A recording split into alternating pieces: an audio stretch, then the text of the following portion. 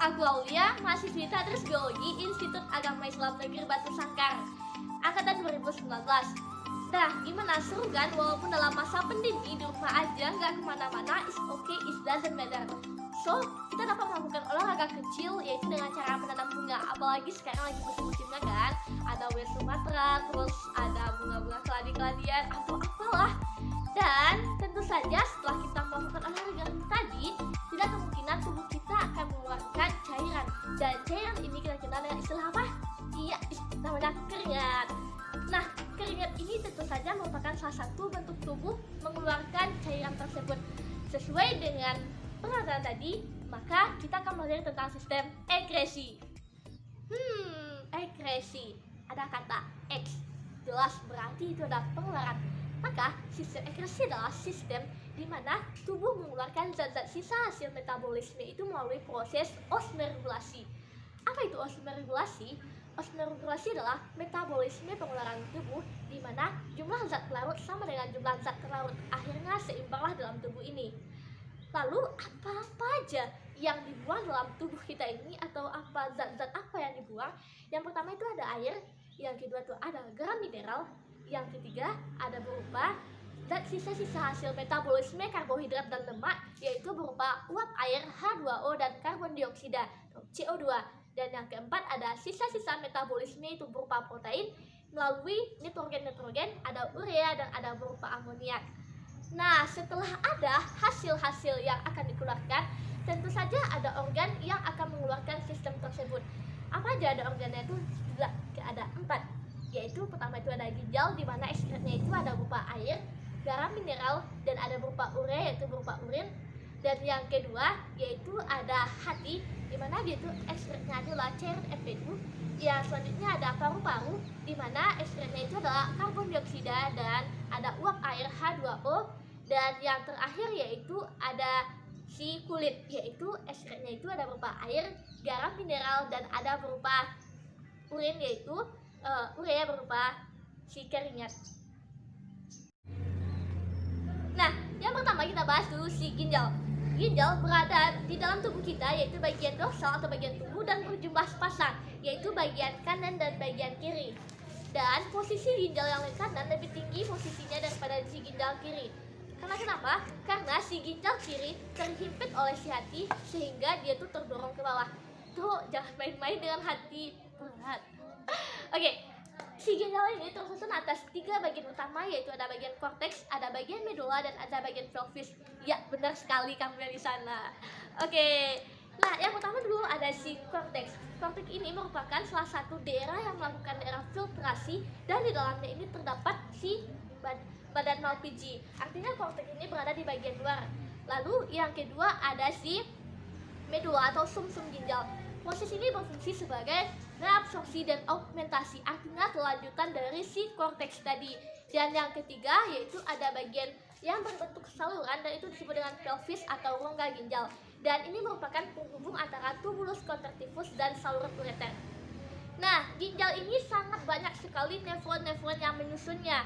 Dan satu nefron saja mengandung 2 nefron utama, yaitu nefron epitel dan nefron gastrovaskuler.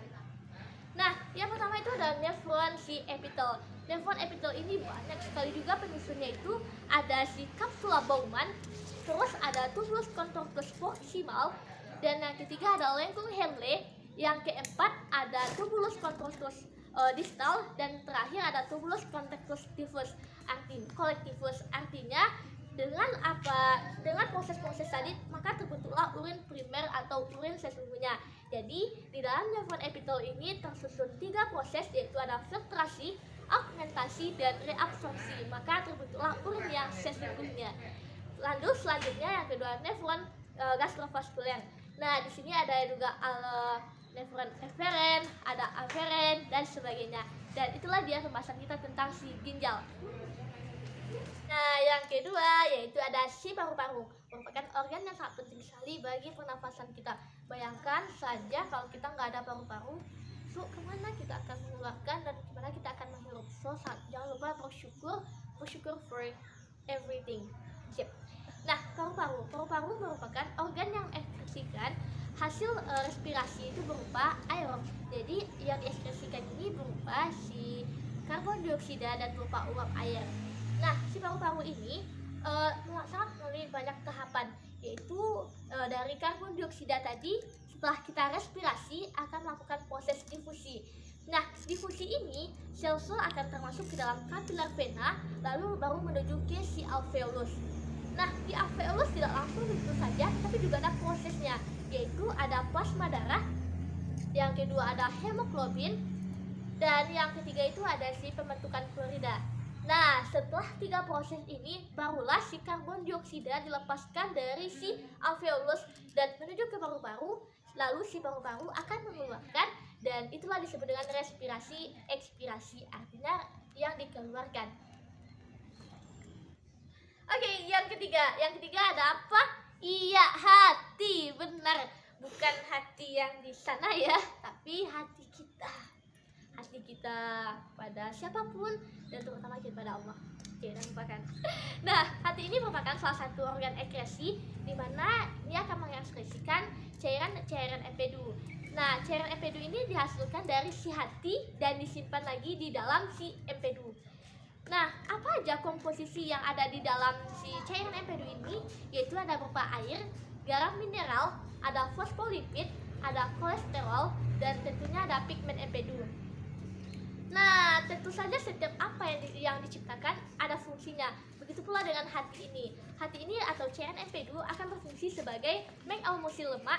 Terus yang kedua ada berfungsi sebagai mengaktifkan zat-zat yang tidak terlarut menjadi zat-zat yang terlarut. Yang ketiga mengaktifkan enzim lipase. Yang keempat ada berfungsi sebagai mewarnai feses dan urin. Yang kelima tentunya berfungsi sebagai zat-zat atau mengeluarkan yang tidak berguna bagi tubuh seperti menetralisis racun dan sebagainya. Yang terakhir itu adalah apa? Iya, ada kulit, benar banget.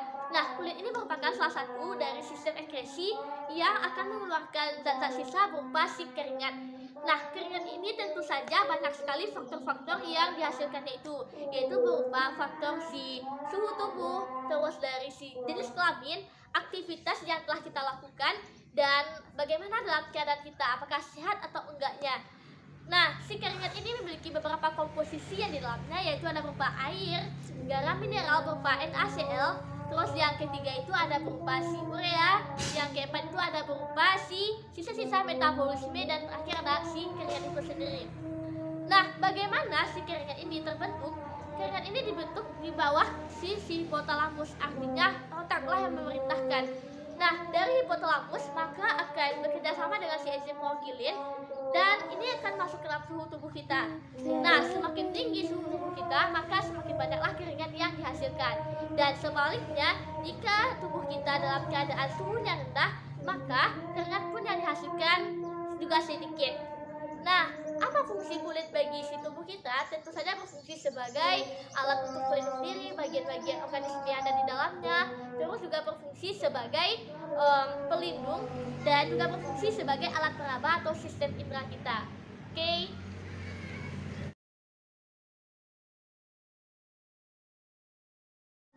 Nah, gimana? Seru kan?